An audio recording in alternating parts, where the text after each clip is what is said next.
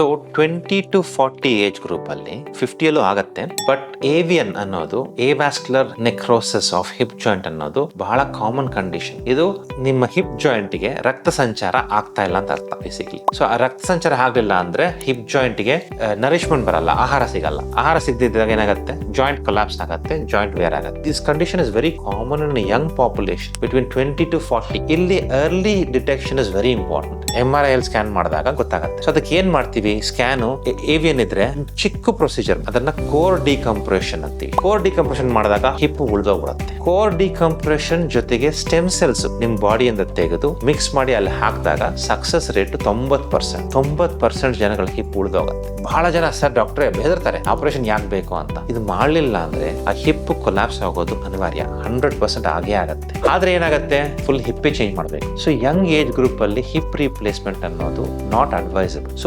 Prevention to keep the native hip, ಅಂದ್ರೆ ಅವರ hip ಅನ್ನು ಸೇವ್ ಮಾಡ್ಲಿಕ್ಕೆ ಈ ಚಿಕ್ಕ ಪ್ರೊಸೀಜರ್ ಬಹಳ ಮುಖ್ಯ.